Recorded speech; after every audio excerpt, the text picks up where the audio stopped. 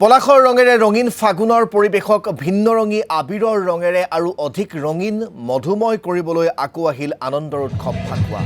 শ্ৰীকৃষ্ণৰ লীলা মাধুৰ্যৰ পৰম প্ৰকাশেৰে উজ্জীৱিত ভক্তিপ্ৰাণ জনগণৰ আধ্যাত্মিক চিন্তা চেতনাৰে উদ্বেলিত পবিত্ৰ ধৰ্মীয় উৎসৱ দৌল উৎসৱ আৰু হোলী।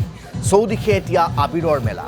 ৰাজ্যৰ প্ৰান্তে প্ৰান্তে দৌল উৎসৱৰ আয়োজন। মাজুলীৰ ঐতিহাসিক গড়মূৰ আৰু দক্ষিণপাট সত্ৰত তিনিদিনীয়াকৈ অনুষ্ঠিত কৰা হৈছে ফাকুৱা উৎসৱ। একেদৰে প্ৰাণৰ দৌল উৎসৱক লৈ উখল মাখল হৈ পৰিছে বৰপেটা। সত্ৰ সংস্কৃতিৰ পীঠস্থান বৰপেটাতো চাৰিদিনীয়াকৈ আৰম্ভ হৈছে দৌল উৎসৱ। হোলী উপলক্ষে সত্ৰনগৰী বৰপেটাত এতিয়া পাৰ ভঙা উৎসাহৰ ঢল। বটত যোৱাটো আয়োজন কৰা হৈছে হোলী উৎসৱৰ। শ্ৰীকৃষ্ণৰ বন্দনা আৰু হোলী গীতৰ মূৰ্ছনাৰে মুখৰিত হৈ পৰিছে আকাশ বতা। উত্তৰ গুৱাহাটীৰ দৌল গোবিন্দ মন্দিৰতো ফাকুৱা উৎসৱক কেন্দ্ৰ কৰি অতি উখল মাখল পৰিৱেশে বিৰাজ কৰা দেখিবলৈ পোৱা গৈছে। আবিৰেৰে ৰঙীন হৈ পৰিছে গুৱাহাটী মহানগৰী। ইজনে সিজনক ৰং সানি যাচিছে হোলীৰ শুভকামনা। আমি আপোনালোকক ইতিমধ্যে পৰিৱেশসমূহ বিভিন্ন প্ৰান্তৰ পৰা দেখুৱাইছোঁ। এয়া আপোনালোকক গুৱাহাটী মহানগৰীত আজি হোলী উদযাপনৰ পৰিৱেশ দেখুৱাইছোঁ। ফাঁচী বজাৰত এইদৰেই এতিয়া ৰঙৰ বৰষুণ হৈছে। ৰং ছটিয়াই দিয়া হৈছে। তলত এইদৰে যুৱতী যুৱকে এইদৰে গানৰ তালে তালে এইদৰে নৃত্য কৰা পৰিলক্ষিত হৈছে। এয়া ফাঁচী বজাৰৰ ৰেইন ডেন্স আপোনালোকক দেখুৱাইছোঁ আৰু আমি পোনপটীয়াকৈ আপোনালোকক সেই স্থানলৈ লৈ যাব বিচাৰিছোঁ। আমাৰ সাংবাদিকে আপোনালোকক দৃশ্যাংশ দেখুৱাব। এয়া হৈছে ফাঁচী বজাৰৰ সেই পৰিৱেশ, য'ত আনন্দ উল্লাসত মতলীয়া হৈ পৰা পৰিলক্ষিত হৈছে হাজাৰ হাজাৰ জনতা। আপোনালোকক আমি দৃশ্যাংশসমূহ দেখুৱাইছোঁ।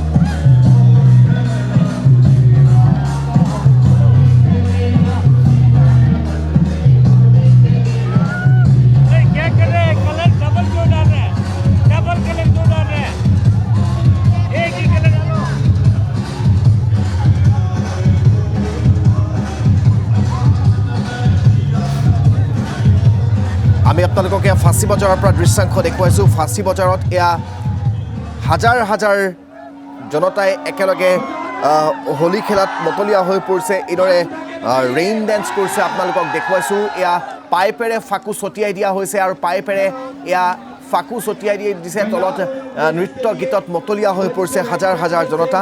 আমি আপোনালোকক এই দৃশ্যাংশবোৰ দেখুৱাইছোঁ। মই কথা ক'ব পাৰিম, মই কথা ক'ব পৰাকৈ আছোঁ।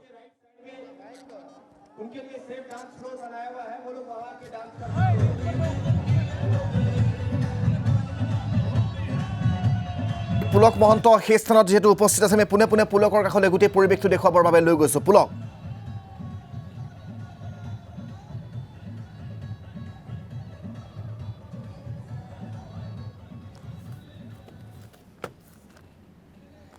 পুলক আপুনি যদি মোক শুনি আছে তেনেহ'লে গোটেই পৰিৱেশটো এবাৰ দেখুৱাওক।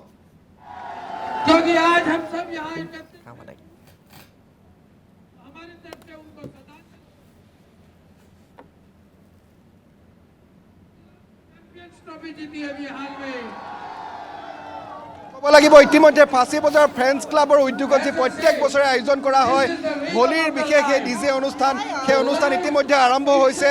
সময় বাগৰাৰ লগে লগে যদিও পুৱাৰ ভাগত বতৰে কিছু বিধি পথালি দিছিলে, কিন্তু এই মুহূৰ্তত বতৰ কিছু ফৰকাল হৈছে আৰু দেখা পোৱা গৈছে যে বিভিন্ন প্ৰান্তৰ লোক, কেৱল গুৱাহাটী মহানগৰী নহয়, তাৰ বাহিৰেও কেইবাখনো ৰাজ্যৰ ইতিমধ্যে আমি লোক লগ পাইছোঁ। তেওঁলোকে বন্ধুবৰ্গৰ সৈতে বা নিজৰ পৰিয়ালৰ সৈতে আজিৰ দিনটোত সেই আবিৰৰ আনন্দ কৰিবলৈ তেওঁলোক ওলাই আহিছে। আৰু ইতিমধ্যে আমি দৃশ্যাংশ দেখুৱাম। ভিডিঅ' জাৰ্নেলিষ্ট উৎপল আছে, উৎপলে সেই পৰিৱেশটো দেখুৱাইছে। ইতিমধ্যে আৰম্ভ হৈ গৈছে সেই অনুষ্ঠান আৰু যথেষ্ট সংখ্যক লোকৰ সমাগম ঘটিছে। সময় বাগৰাৰ লগে লগে ফাঁচী বজাৰ ফ্ৰেণ্ডছ ক্লাবৰ উদ্যোগত যি প্ৰত্যেক বছৰে হোলীৰ দিনটোতে বিশেষ অনুষ্ঠান আয়োজন কৰা হয়, সেই অনুষ্ঠানত এক প্ৰকাৰ সঁহাৰি জনাইছে গুৱাহাটীবাসীয়ে। আৰু বিশেষকৈ দেখা পোৱা গৈছে যুৱ প্ৰজন্মৰ যিসকল লোক, যদিও বা বৰপেটা সত্ৰ বা আন আন সত্ৰসমূহত যেনেকৈ আজিৰ দিনটোত হোলী উৎসৱ পালন কৰা হয়, যি আধ্যাত্মিকতা তাতকৈ কিছু পৃথক হয় ফাঁচী বজাৰৰ এই হোলী, কিছু পশ্চিমীয়া সংস্কৃতিৰ সৈতে জড়িত। কিন্তু তৎসত্ত্বেও দেখা পোৱা যে অধিকাংশ যুৱক যুৱতী গুৱাহাটী মহানগৰীত থকা লোক তেওঁলোকে ফাঁচী বজাৰৰ ফ্ৰেণ্ডছ ক্লাবৰ উদ্যোগৰে বিশেষ অনুষ্ঠানত তেওঁলোকে অংশগ্ৰহণ কৰে। আৰু আজিৰ তাৰিখতো সেই একে দৃশ্য আমি দেখিবলৈ পাইছোঁ।